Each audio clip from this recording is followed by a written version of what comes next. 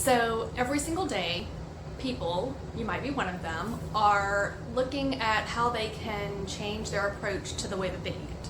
So we're looking at how we can become weller, how we can become a better version of ourselves, and for a lot of people, the structure and the rigidity of it is what keeps you from actually being able to move forward. So I want to give you a little bit of a different way to think about how you're approaching changing your eating habits.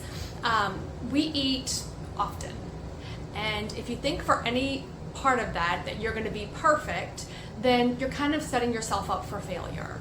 So what I mean by that is, if you're going into any type of change thinking that it's something that you're going to be very rigid about and you're going to do it right this time, and all of the things that kept you from doing it right the first time, or you're not going to let those things get in the way again, well, you're setting yourself up for failure. We eat way too often for it to always be perfect. So I'm going to give you a different approach, and it's what's called the 80-20 approach. So what that means is 80% of the time, you're going to do the thing. You're going to make the change. You're going to plan the way that you are moving down this path. You're going to be prepared. You're going to do all the stuff. But that leaves you about 20% of the time where you have a little bit of flexibility. And flexibility is important. So if we're looking at a week's time where you're eating 3 meals a day, 7 days a week, 20% of that is somewhere between 3 and 4 meals.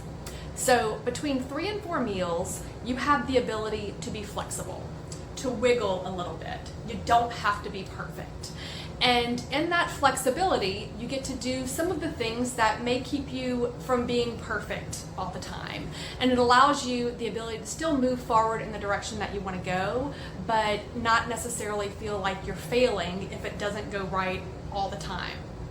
So one thing that I'm really specific about is that these wiggle room meals are not cheat meals. Okay, so cheating implies that you're doing something disrespectful or dishonest, and that's not the case.